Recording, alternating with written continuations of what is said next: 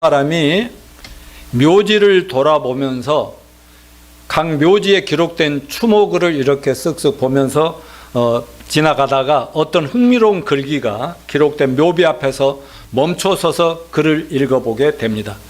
단 3줄의 글귀였는데 첫 번째 글귀는 이렇게 써 있는 거예요. 나도 전에는 당신처럼 그 자리에 서 있었소. 순간 웃음이 터져 나왔어요. 두 번째 글이 이어졌습니다. 나도 전에는 당신처럼 그곳에 서서 그렇게 웃고 있었소. 이 글을 읽자마자 이게 장난이 아니구나. 갑자기 긴장하고 경건한 마음으로 마음을 닫아듣고 세 번째 글귀를 읽었습니다. 뭐라고 나오냐?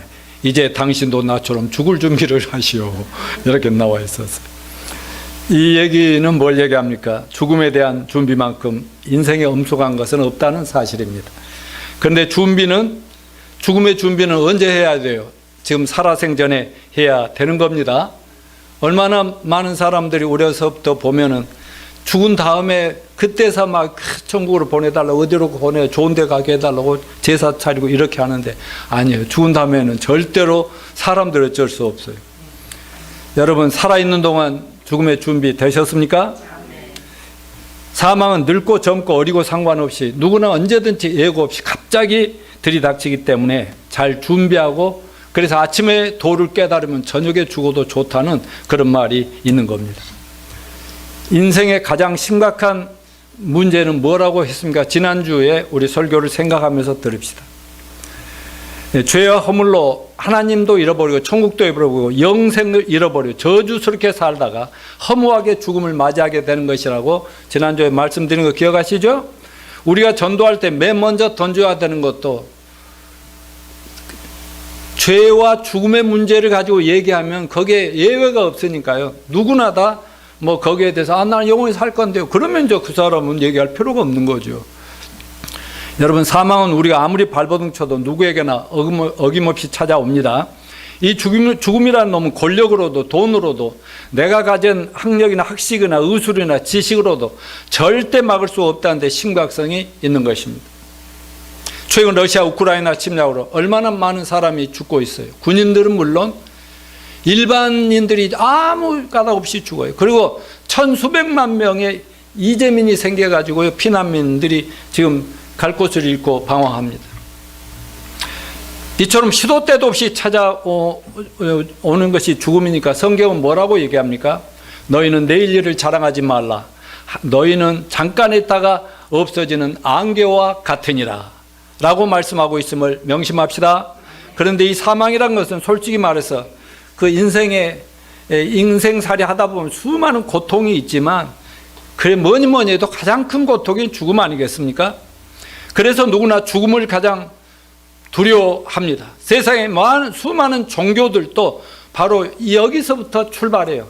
내가 도와줄게, 내가 위로해 줄게, 소망 줄게, 이렇게 해서 만들어진 겁니다.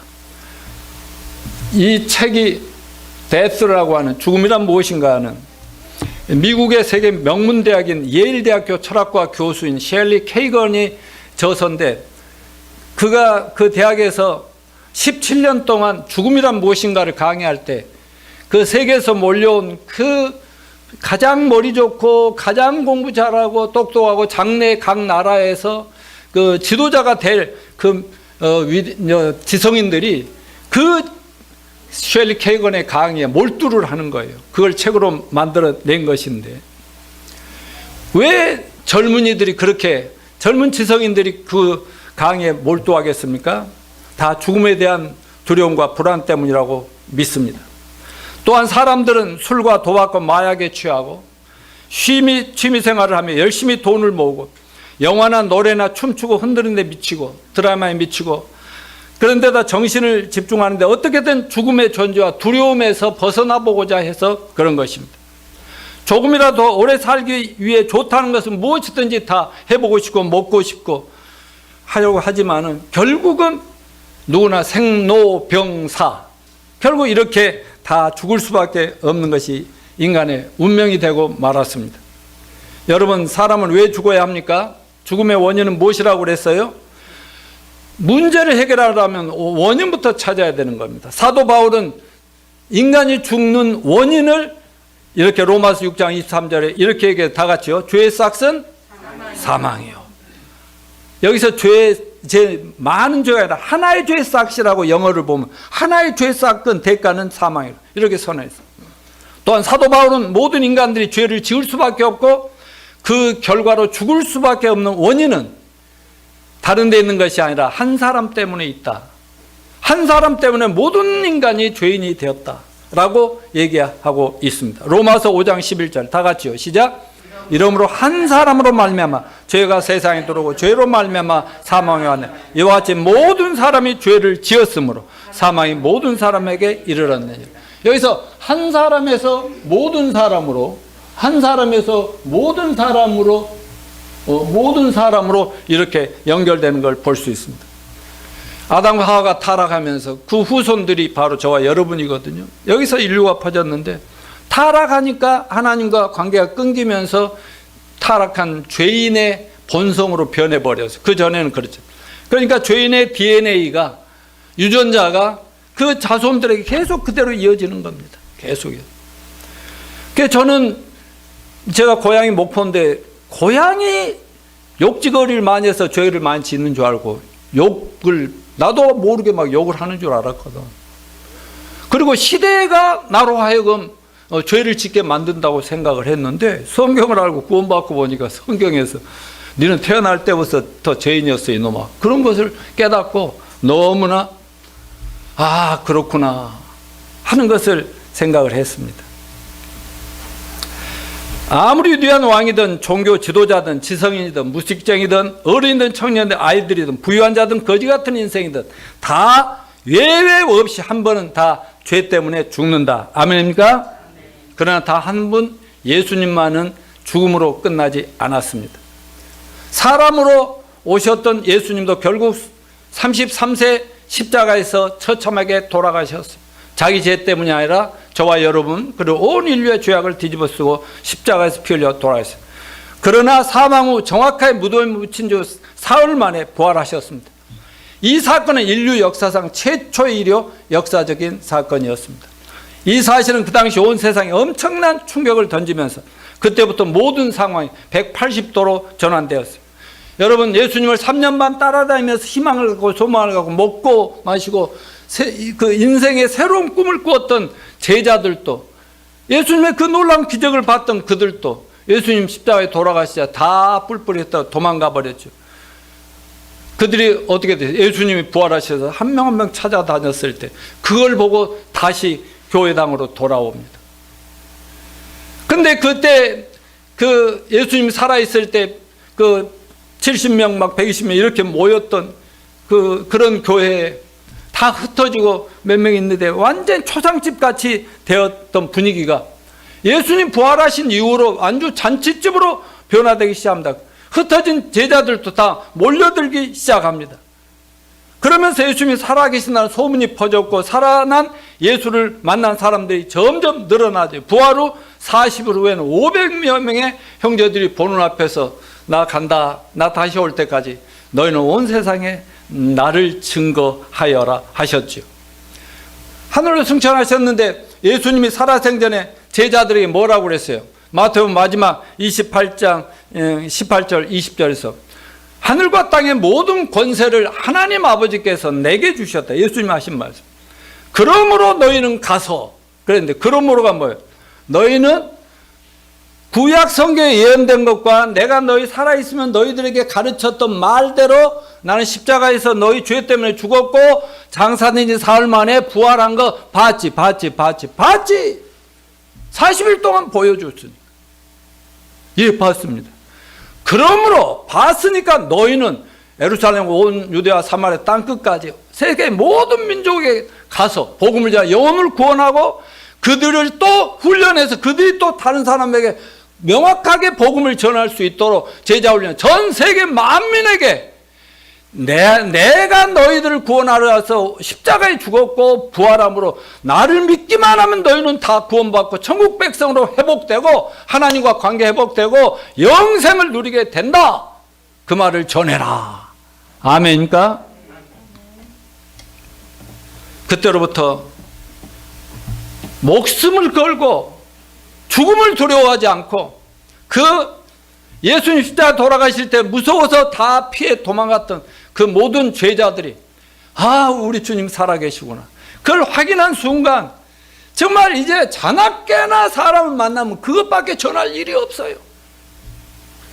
내가 자꾸 얘기하지만 한동대학 총재 카이스트 박사님이시고 원자력 과학자신 그분이 고등학교 2학년 때 며칠 전에 나랑 같이 사역을 같이 했는데 그분이 뭐라는 줄 아냐? 그분이 이번에도 또 전국적으로 세계 줌으로 다 알렸어요. 고등학교 2학년 때 죽음에 대한 회의로 전교 1등 낸 학생이지만 너무 비참해서 허무감 때문에 죽으려고 했던 난데 우울증에 빠졌다고 얘기했어요. 그러다가 교회 갔더니 하나님이 세상에 이처럼 사는 독생자를 주셨는데 저를 믿는 자마다 멸망치 않고 영생을 얻게 하려 하심이니라.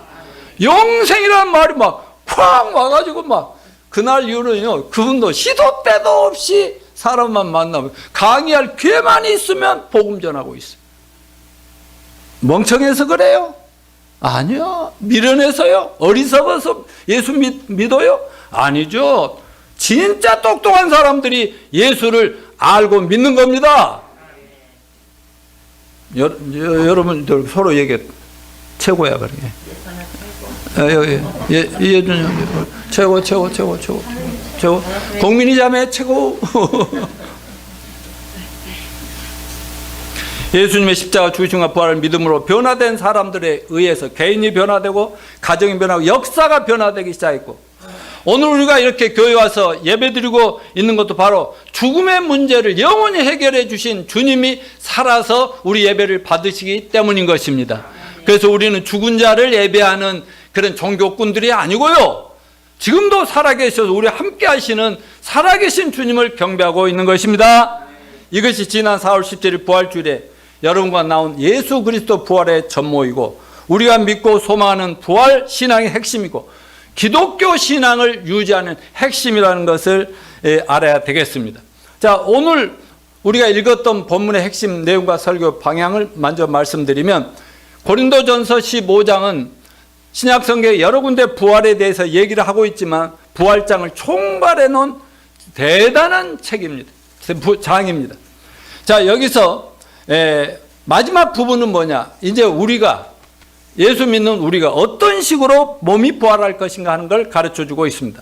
그러므로 우리는 오늘 본문 말씀을 통해서 부활의 교리이자 부활에 대한 성경의 진리를 총정리하면서 젊으나 늙으나 언제든지 하나님이 부르면 떠나가야 하는 우리 인생들에게 죽음에 대한 최선의 준비와 사는 동안 어떻게 사는 것이 가장 멋지고 아름답고 훌륭하게 사는 삶인가를 잘 배우는 복된 시간이 되시길 바랍니다.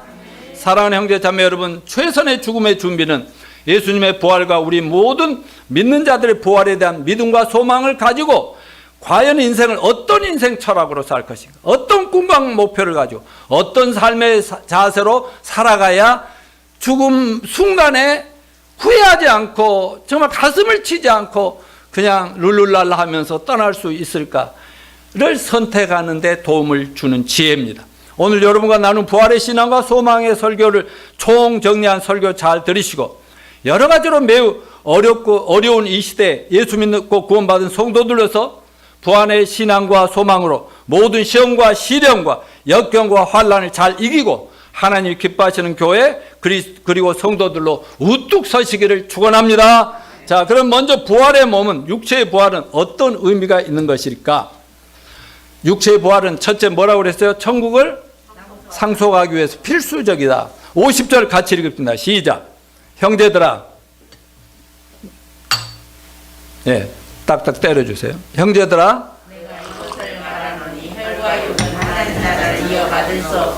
또한 성능은 썩지 않은 것을 유업으로 받지 못하니라. 유업이란 말이 뭐죠? 유업? 유산이죠. 유산. 말하자면 우리 몸이 부활해야만 하나님이 우리를 위해서 준비해 놓으신 유산을 너희들이 보고 누리고 즐길 수 있다, 가질 수 있다, 그런 겁니다. 여러분, 재벌집, 부잣집에서 자녀들은 뭐에 제일 관심이 있어요? 아버지 빨리 돌아가시면 좋겠다. 말은 안 해도. 그런데 유산에 관심이 있죠. 유산 때문에 자녀들 간에 막 그 재벌집에서 막 다툼이 일어나고 온수지간 되는 게 많지 않습니까? 여러분 유산 좀 있으십니까? 아니면 유산 좀 물려받았어요? 난 다른 사람 다 형편 아는데 자기 형편을 모르거든. 부모로부터 유산 왕창 받았어? 그렇구나. 염려 마세요. 오늘 이제 어마어마한 유산 상속자라는 걸 알게 돼. 내가 식당에 가서도 내가 뭐 항상 찡그린 거 봤어? 난 항상 웃잖아. 나 여유 많아. 나 차는 그랜저지만 내가 뭐 부자들 볼 때는 이게 뭐 교회가 아니 어마어마한 부자거든. 내가 유산 상속자야. 유산 상속을 받아본 사람들은 알 텐데 여기 상속 안 받아서 모르지. 여러분 우리의 유산은 황금 보석 하늘나라 우리 집입니다. 우리 집은 길거리가 다 순금으로 길바닥이 아주 황금 아스팔트가 순금입니다. 순금. 그러니까요 이 세상에서 뭐 부자란 내놓으라 이 세상 모든 걸 합쳐도 우리가 있는가 게임이 안 되는 그 어마어마한 유산을 하늘에서 보존해 놨는데 여러분 이 썩어질 육체 병든 육체 조그마한 힘들어 못 살겠다는 이런 육체를 가지고는 줘도 먹지도 못하고 줘도 갖지도 못하고 누릴 수도 없는 것이라는 거 성경은 얘기하고 있습니다. 그래서 우리가 몸이 부활하면 당장에 가서 내 것이 이것이구나 하고 그러니까 천국 생활의 관심은 재산이나 이런 게 아니죠. 누가 더 부자냐 누가 더 잘났냐가 아니죠. 오직 즐기면 되는 것입니다. 아멘요. 자, 두 번째 몸의 부활은 뭐래? 자다가 깨어나는 것이다. 오늘 본문의 사도 바울은 부활은 참으로 신비요 비밀이라고 말씀하시면서 부활을 제대로 이해하려면 죽음이 무엇인가? 죽음이 성경의 죽음에 대해서 여러 가지로 얘기하는데 오늘 이 본문에서는 죽음이 어떤 것인가를 올바른 관점을 우리가 갖고 살라고 가르쳐 줍니다. 51절 같이 읽어 시작. 보라 너에게 비밀을 말하니 우리가 다 잠잘 것이 아니오 마지막 나팔에 순식간에 호련히 다 변화되리. 여기서 비밀이라는 것은 그냥 저는 개역 성경을 가지고 얘기하지만 영어 성경 미스터리예요. 미스터리. 신비하고 신기하고 놀라운 미스터리라는. 자, 데살로니가 전서 4장 13, 14 시작. 형제들아 자는 자들에 관하여 너희가 알지 못하면 우리가 원하지 아니하느니 이는 소망 없는 다른 이와 같이 슬퍼하지 않게 하려면 우리가 예수께서 죽으셨다가 다시 살아나심을 믿을진데 이와 같이 예수 안에서 자는 자들도 하나님이 그와 함께 데리고 오시리라. 여기서 아까 고린도전서 15장 51절과 데살로니가 4장 13, 14절 두 성경 구절에서 다 죽음을 뭐라고 얘기했어요? 잠자는 것이다. 그렇게 비유했습니다. 여러분 어젯밤에 주무셨죠? 어제 애들이 잠자는 거 보면서 어머니 막 통곡했어요? 아니죠. 어머니 잠자리 드셨다고 뭐 한다고 애들이 막 문 밖에 통곡합니까? 여러분 저녁에 잠잔다고 가족이 잠잔다고 울고 가는 사람이 있어요 없어요? 왜 그래요? 내일 아침에면 짠하고 일어날 것을 다 믿으니까요. 그래서 이 성경은 뭘 하냐? 죽음은 잠자는 거예요. 그 말은 때가 되면 일으켜 주는 거예요. 애들이 학교 가야 되는데 안 일어나면 어때요? 부모들이 깨워서 다 입혀서 내보내는 거 아닙니까? 그래서 우리 크리스찬들은 죽음이 잠자는 것이고 언젠가는 반드시 깨어난다는 것을 믿기 때문에 가족이 믿음으로 살다가 돌아가신 가족들이 죽으면 잠깐 이별의 눈물을 흘리긴 하지만은 계속 통곡해요 안 해요? 우리는 뭐예요? 찬송가 부르고 찬양하며 예배하면서 어떤 세상 사람들은 미친 것들이라고 아니 아버지가 죽고 어머니가 죽었는데 거기서 노래가 뭐냐 이럴 거 아니겠습니까? 그러나 우리 크리스찬들은 우리 그분이 어디 간 줄도 알고 있고 지금은 주무시지만 때가 되면 일어날 것도 알고 있기 때문에 잠깐 못 보는 아쉬움의 눈물이 있을지라도 통곡은 할 필요가 없고 예배와 찬양으로 하나님께 영광 돌린다는 사실을 잊지 마시길 바랍니다. 자, 세 번째, 부활은 뭐예요? 죄와 죽음에 대한 완벽한 승리다. 오늘 본문 54, 57절 같이 읽어볼까요? 시작. 이 썩을 것이 썩지 아니함을 입고 이 죽을 몸이 죽지 아니함을 입을 때에는 사망을 삼키고 이기리라고 기록된 말씀이 이루어지리라. 사망아, 너의 승리가 어디냐? 사망아, 네가 쏘는 것이 어디냐? 사망이 쏘는 건 죄요, 죄의 권능은 율법이라. 우리 주 예수 그리스도를 말미암아 우리에게 승리를 주시는 하나님께 감사하노니. 여러분, 죄의 싹시 사망이라고 그랬죠? 근데 우리가 죄가 이거 죄냐 아니냐를 뭘로 알 수 있어요? 율법이 있잖아요. 하나님이 이렇게 하면 죄고 저렇게 하면 죄고. 여러분, 아침마다 보내드리는 큐티에 보면 레위기 또 이제 민수기로 넘어갔지만 구약에는 율법이잖아요. 뭐든지 죄가 그렇게 많아. 근데 우리 신약 시대에 태어난 것이 얼마나 감사한지 말이지. 그 구약 율법대로 하면 눈만 뜨면 우리는 죄구덩이에서 사는 거야. 그러니까 율법이 없으면 죄가 죄인지도 모르고, 나라의 법이 없으면 멋대로 살고도 뭐 깜빡할 이유가 없는 거죠. 그러니까 죄의 권능은 율법이라 그래요. 사망이 쏘는 것은 죄라고 그랬잖아요. 그러니까 죄가 있으면 사탄 마귀는, 율법은 너희놈 너 잘못했지, 너 못됐어, 너 죽어야 돼, 알았어. 그리고 이제 죄가 있기 때문에 깨갱하고 말도 못해. 여러분, 우리 조폭들은 어때요? 그 뭐 약점 하나 잡아갖고 막 위협해가지고 막 다 뜯어내고 자기 노예처럼 부리잖아요. 아니, 정치 권력기관도 어떻게 하는 거예요? 나 젊었을 때,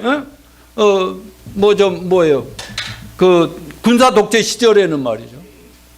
그때 정보부라는 것들이 있어갖고, 뭐 저도 끌려갖고 막 터지기도 하고 막 그런 격리도 하고 그런 적도 있습니다만, 없는 죄도 다 만들어가지고 얼마든지 공산당으로 몰아가지고도 그 찍소리 못하게, 더 이상 정권에 도전하지 못하게 만들기도 하고 말이죠.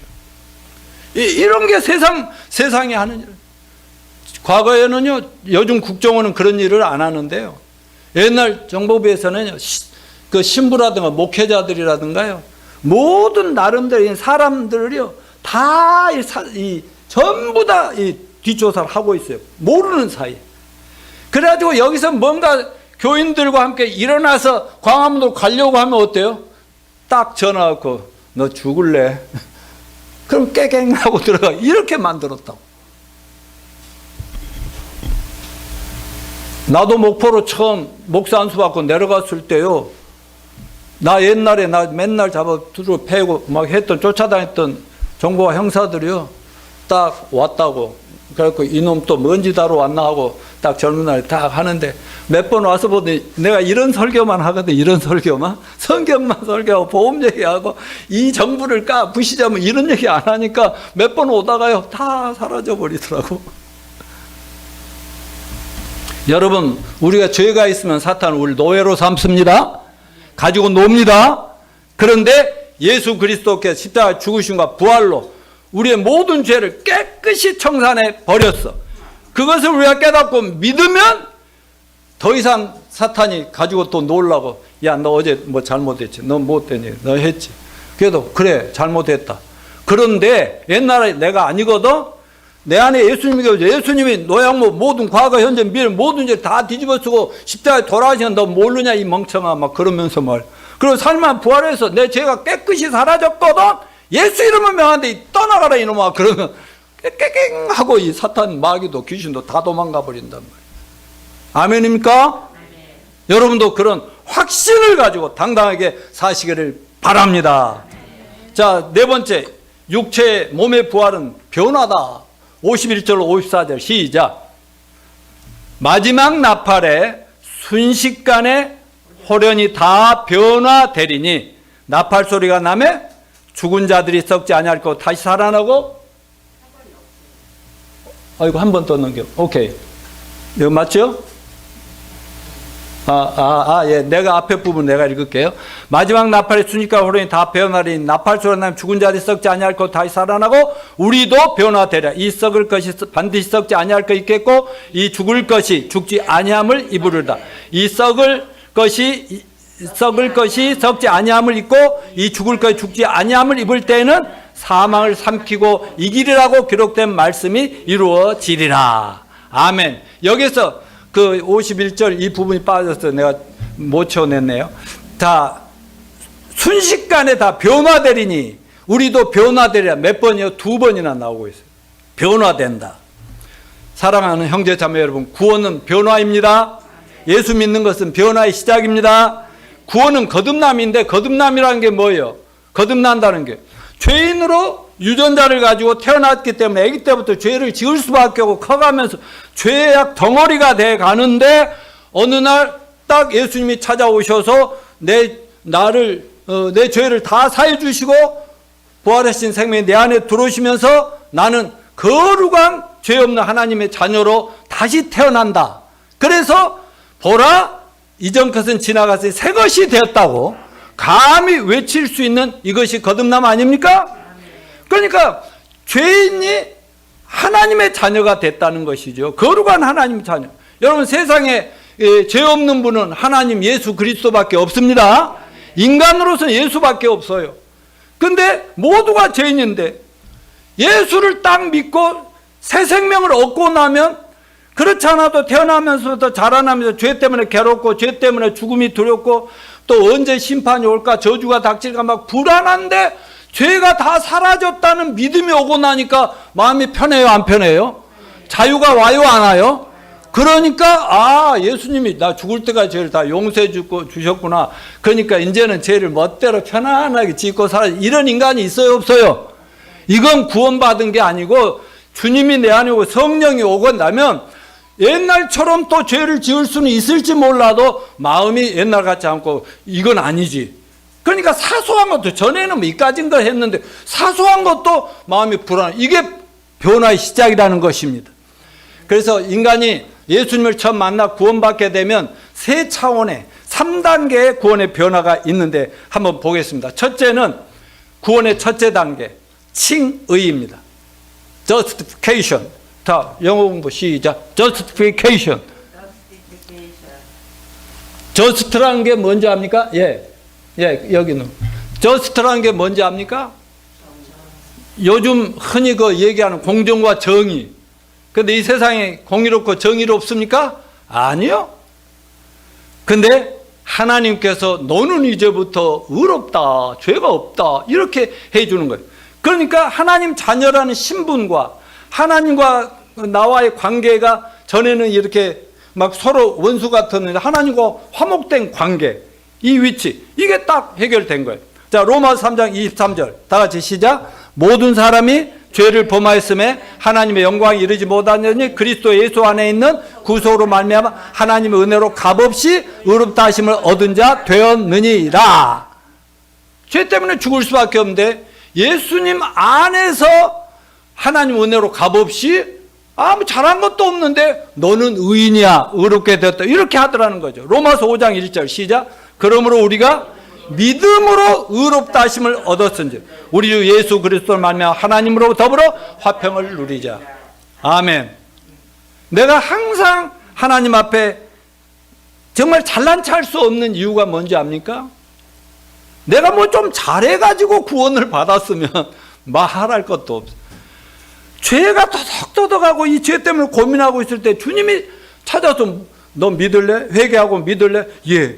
믿었더니 그냥 단방에 의롭다 무죄해 주니까 얼마나 감사해서 좀 막 자랑거리가 나오려다도 주님만 자랑하는 거예요. 주님만. 그리고 우리가 예수님 영접하고 의롭게 되면 하나님과 우리 사이를 가로막는 죄가 없기 때문에 하나님과 평화를 누리게 되는 겁니다. 하나님 무서워요, 안 무서워요? 아버지인데 왜 무섭습니까? 이걸 칭이라고 해요. 구원의 시작이지요. 그러니까 먼저 누구든지 이 구원을 받아야 변화되고, 나는 20년 이상을 어려서부터 교회를 다녀도 이 거듭남, 이 구원의 확신이 안 오니까 뭐 머릿속에 진리는 아는데 절대 변화가 안 돼. 겉으로는 굉장히 뭐한 척하지만 속으로 내가 아는 나 엄청나게 못된 걸 알았거든. 근데 요즘은 누가 나를 어떻게 보든지 간에 하나님은 나를 의롭다고 하셨다. 그것 때문에 더 올바르게 살고자 하는 그런 영적인 감동이 오는 것입니다. 자, 두 번째, 구원의 두 번째는 성화다. 거룩하게 변화됩니다. 인격이 변화다. sanctification. 예, 인격의 변화죠. 자, 디모데후서 3장 15절 17절을 같이 읽어볼까요? 시작. 또 어려서부터 성경을 알았네. 성경은 능히 너로 하여금 그리스도 예수 안에는 믿음으로 말미암아 구원에 이르는 지혜가 있게 하는 모든 성경은 하나님의 감동으로 된 것으로 교훈과 책망과 바르게 함과 의로 교육하게 유익하니 이는 하나님의 사람으로 온전케 하며 모든 선한 일을 행할 능력을 갖추게 하려 함이라. 아멘. 자, 여기 이 구절을 잘 보세요. 첫째는 구원 15절에 어려서부터 성경을 알았네. 그러니까 구원은 2살, 3살, 4살 때부터 막 전해놓으면 4살, 5살 때 소윤이 우리 로빈이는 구원의 확신을 빨리 가질 거예요. 우리 아이들이 그랬듯이. 구원은 어려서부터 구원받을 수 있어요. 여러분 성경 속에는 구원의 지혜가 이 속에 있습니다. 어떤 종교들 속에 있는 게 아니라 성경을 똑바로 들어 이 성경을 꿰뚫다 보면 이 성경 속에 구원의 지혜가 있더라. 이것이 먼저 시작되고 두 번째 16절 17절 뭐래요? 모든 성경은 하나님의 감동으로 됐다. 그러니까 이 성경은 사람들이 머릿속 소설 쓴 게 아니라 신의 감동을 받은, 그러니까 베드로같이 무식한 그런 제자도 신의 감동을 받으니까 역사적으로 세계적인 석학들과 대단한 사람들이 읽는 그런 성경의 일부를 썼지 않습니까? 그러니까 비서들에게 신이 시키는 거예요. 받았어 하면 쓰는 거예요. 그게 바울이 신약 성경 절반을 받아서 쓴 거 아니겠습니까? 근데 모든 성경은 어떻게 됐다 했어요? 교훈과 여기 있죠. 교훈과 책망과 바르게 함과 의의 교육이 있다. 이게 천국 내비게이션이에요. 이 성경은 천국 내비게이션. 나는 천국 내비게이터고 천국 가이드고. 자, 그러면 성경을 구원을 먼저 받고 나면 그 다음에 성경이 어떤 역할을 해줘요? 교훈해줘요. 여기에 성경에는 어떻게 교회에서 해야 되고 어떻게 기도해야 되고 어떻게 예배드려야 되고 어떻게 전도해야 되고 다 있어요 없어요? 교리가 여기 다 있어요. 예수님 재림도 재림론이라 종말론이라는 교리가 있고 구원론이 있고 교회론이 있고 성령론이 있고 이 교리, 이 교훈을 배워야 돼요, 배워야 돼요. 이 말씀을 배우면 그 인생이 신앙인들이 똑바로 살아가는 올바른 길이 교훈인 거예요. 그러니까 이 길로 가야 되는데 살다 보면 어때? 이해준 형제 성경대로 사라져 안 사라져? 일찍 교회 다녔는데 배운 대로 하려고 하다 안 되지. 그러니까 엉뚱한 대로 빠지. 엉뚱한 대로 빠지면 인생이 실패가 오고 고난이 오고 역경이. 파멸도 이제 여기 구원 안 받은 사람 지옥 가고 구원 받은 사람 지옥은 안 가고 이렇게 가는. 그런데 성경은 그대로 파멸하도 가만둬요 안 둬요? 계속 뭐예요? 바르게 함. 이렇게 돌이켜라. 이렇게 돌이켜라. 내비게이션이 가다 보면은 잘못 빠지면 이리 돌아가시, 오른쪽으로 돌아가시, 100m 앞에 있어. 어떻게 하시오? 이렇게 유턴하시. 알려주는 것처럼 성경이 그렇게 해주더라, 이거. 그래가지고 다시 정상, 의의 길로, 이 올바른 길로 딱 돌아서 이렇게 평생 살면서 돌고 나중에는 깊이 빠졌다가 처음에는 그래서 나중에는 조금씩 살짝 잘못하지만 이렇게 하면서 인생이 똑바로 가니까 인생 행복하겠어요? 안 행복하겠어요? 가정이 잘 돼요? 안 돼요? 모든 게 잘 되지만 그렇게 하다 보면 영생 천국으로 돌아가는 것이다 이 말입니다. 여러분 구원받은 다음에 우리는 인격이 변화돼야 됩니다. 성품이 변화돼야 됩니다. 누구를 닮아가야 돼요? 예수 그리스도 거룩한 예수님, 사랑의 사도 예수님, 그리고 하나님 아버지, 성경에 하나님과 예수 그리스도를 닮아가는 것이 저와 여러분의 사명이고 목표입니다. 여기 완벽한 사람은 아무도 없습니다. 그러니까 예수님을 닮아가기 위해서 우리는 교회 와서 예배드리고 설교를 자꾸 듣게 되는 것이고, 또 설교를 듣고만 나가면 다 까먹어버리니까 서로 나누고 대화하고, 아침마다 보내주는 큐티 해야 돼요, 안 해야 돼요?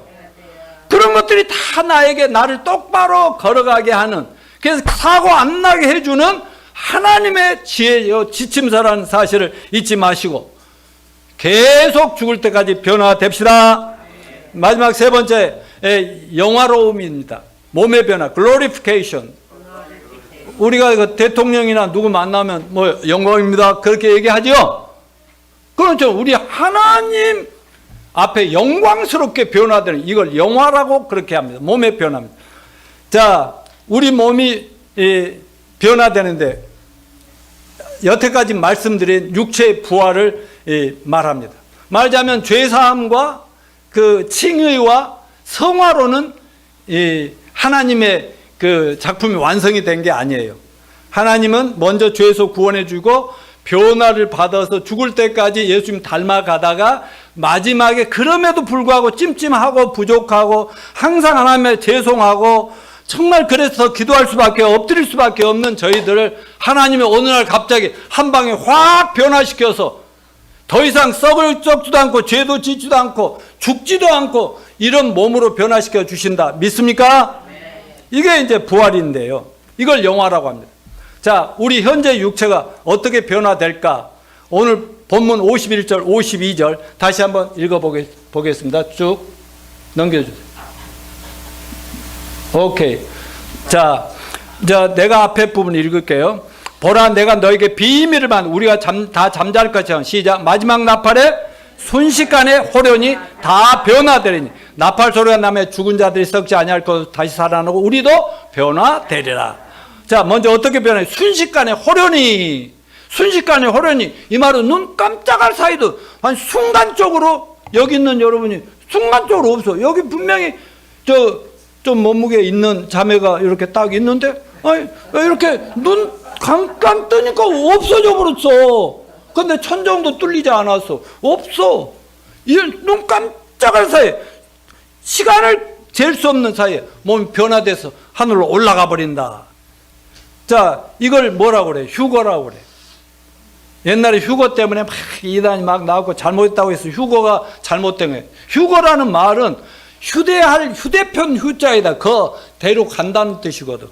콱 잡아채 간단 말이에요. 코탑, 캐치업, 코탑 된다. 우리는 휴거 당하는 거죠. 독수리가 하늘에서 이렇게 날고 있는데, 자기 먹잇감을 잡고 있는데, 쫙 시골에 마당에 닭들이 막 있어. 씩 하다가 그들은 막 놀고 있는데, 갑자기 샥 채갖고, 순식간에 채갖고 막 올라가서 얌얌해버린다, 이 말이에요. 이런 걸 휴거라고 합니다.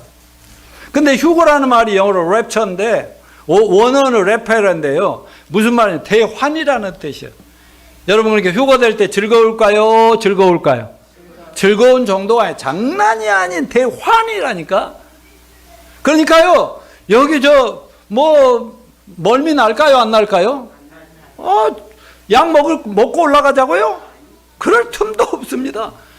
한순간에, 저 같으면은 설교하다가 올라가겠죠. 어쩌면 또 여러분들은 일하다가 갈 수도 있겠죠. 순식간에 이렇게 샥 채갖고 올라가 버린다니까. 근데 어떻게 몸이 변화돼서 부활해서 올라간다 하는 사실을 잊지 마시길 바랍니다. 그렇기 때문에 우리 올라갈 때 뭐라고 외치면서 갈까요? 연습이라도 해둡시다. 할렐루야, 원더풀, 얼러풀, 신난다, 신난다, 이렇게 하면서 소리 지르면서 올라갑시다. 그때 부활의 몸은 썩지 아니할 몸입니다.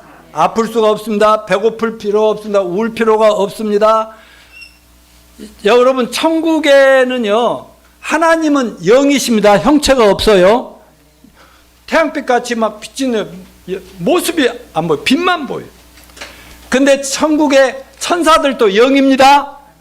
그리고 먼저 간 신앙인들도 천국에 가면 전부 영으로 있습니다. 근데 거기에 사람의 몸뚱아리를 가진 분이 있는데 누군지 아십니까? 우리 예수님. 그리고 구약에 또 누구 있어요? 에녹. 에녹이 어찌나 300, 400년 동안 하나님과 너무나 사랑하고 같이 다니니까 너는 무덤에 들어갈 틈도 없이 올라오라. 확 변화되고 올라가서 지금 천국에 가보시면 알지만 그분은 몸을 가지고 있어. 또 누구 있어요? 엘리야라는 분도 계속 그 험한 세상에 하나님을 전파하니까 하나님이 너 그냥 그대로 올라. 그건 뭐예요? 전부 다 우리 몸의 부활의 예표고 예수님이 부활할까 예표로서 그림자로 그런 게 몇 명은 그런 분이 있다니까요. 나머지는 다 영입니다. 그런데 어느 날은 천국에 있는 먼저 간 성도들, 우리 어머니 아버지 모든 구원받은 성도들이 몸을 다 예수님 몸처럼 변화를 받습니다. 언제 부활된다고요? 아까 하나님의 나팔 소리가 울려 퍼질 때, 이 나팔 소리는 어떤 나팔인 줄 아십니까? 이제 왕 중에 왕이 이제 너희들을 데려 세상으로 가니까 준비하라 할 때, 이거는 세상에서 부는 나팔이 하늘날 천국의 천사들이 이제 예수님이 행차하신다, 준비하라, 이 나팔 소리가 날 때 어떤 식으로 변화된다 했어? 먼저 죽은 자들이 일어나고, 먼저 예수 믿고 죽어서 시체가 무덤에 있거나 썩었거나 그 묻어놓은 산이 다 없어져 시체가 어디 있는지 모르거나 저기 바다에 빠져서 시체를 찾지도 못한 성도들의 몸이든지 어떤 몸이든지 하나님 다 찾아낼 수 있다 없다? 그 몸을 부활시키는 거예요. 그럴 때 천국에 먼저 가 있는 영혼과 육체가 결합합니다. 이거를 이해하기 위해서는 예수님이 십자가에서 죽으시고 마지막 다 이루었다, 이제 너희들 죄 다 없앴다 하고 숨이 딱 넘어갈 때 그 몸뚱아리 안에 예수님의 영혼이 있었을까요? 없었을까요? 영혼이 떠나는 게 죽음이라니까. 영혼이 떠났어. 예. 그런데 3일 만에 예수님이 살아나셨죠? 근데 예수님이 십자가 두고 죽으실 때 양쪽에 누가 있었어요? 두 강도가 있는데 한 강도가 회개하면서 주님, 나 오늘 죽는데 천국에 나 좀 데려가 주십시오. 그랬더니 예수님이 오냐? 너는 나랑 같이 죽는데 오늘 너는 나와 함께 낙원에 있으리라. 그럼 예수님이 돌아가시는 순간, 숨 넘어가는 순간 그 영혼을 데려갔겠어요? 안 데려갔겠어요? 천국 가고 지옥에 가서 나 너희들 죄 때문에 다 이렇게 죽어서 왔다고 천국 지옥 다 돌아보고 3일 만에 짠하고 부활하셨어요. 그렇기 때문에 이 모든 인간들이 마지막 순간에 이렇게 먼저 죽은 자들이 딱 부활을 하는 거예요. 그러니까 시체가 어떻게 되는 건 상관하지 마시고요. 영혼과 결합해서 부활하고 예수님 몸하고 똑같이 되고, 그 다음에 살아있는 우리는 어떻게 된다고요? 영어 성경에 동시에. 그러니까 죽은 사람들이 먼저 일어나서 올라가고 우리는 뒤에 따라, 이게 아니라 죽은 자들이 일어나고 동시에 살아있는 우리들도 언제 어디서 뭘 하든지 간에 우리가 원하든 원치 않든 하나님이 확 끌어올려 가서 공중에서 우리를 영접하셔서 천국으로 데려가신다. 그래서 나중에 이제 6월 달부터 제가 또 계시록을 다시 이어서 설교할 때 말씀드리겠지만, 재림에는 두 가지가 있죠? 따라서 공중재림, 그 다음에 지상재림. 뭐 이걸 그냥 재림이라는데 엄격하게 나눈 걸. 공중재림 먼저 구원받은 모든 죽은 성도나 산 성도들을 하늘로 딱 올려갈 때 주님이 공중에서 데리고 천국으로 데려가. 그리고 7년 동안 이 땅에 대환란, 이 세상에 옛날에 홍수 심판은 물 심판이죠. 이번엔 불 심판으로 세상을 쓸어버리는 어마어마한 심판이 7년간 이어질 때, 그때 우리는 천국에서 인조해야 하는 겁니다. 즐기는 겁니다. 그럴 때 7년 마지막 심판 때가 다 되면은 지상 재림, 우리들 하늘로 데려간 우리들과 함께 이 지상으로 내려와서 천년 왕국을 세운다고 계시록 20장에 명확하게 기록되어 있습니다. 그때 저와 여러분은 왕 노릇을 할 것입니다. 아멘요. 그런 하나님의 놀라운 계획 속에서 우리가 예수님 재림의 나팔 소리를 기다려야 될 것입니다. 다만 이렇게 합시다. 주님은 지금 오고 계십니다. 곧 오십니다. 뭘로 알 수 있다고요? 징조들로. 지금 전쟁이 일어나고 북한도 지금 계속 핵 개발을 하고 있고, 세계 저초에서 지진, 기근, 계속 지구 환란의 문제, 지구 문제, 이런 것들이 우리 크리스찬들은 성경의 관점을 가지고 세상의 흐름을 보면서 주님이 금방 오시겠구나, 오신다는 사인이구나, 이런 확신을 가지고 주님 오실 때까지 흔들리지 맙시다. 사도 바울의 마지막, 흔들리지 말고 성경 말씀을 꼭 붙듭시다. 그리고 주의 선한 일에 힘씁시다. 그게 뭐예요? 가족들 구원시킵시다. 이웃들 한 명을 구원시킵시다.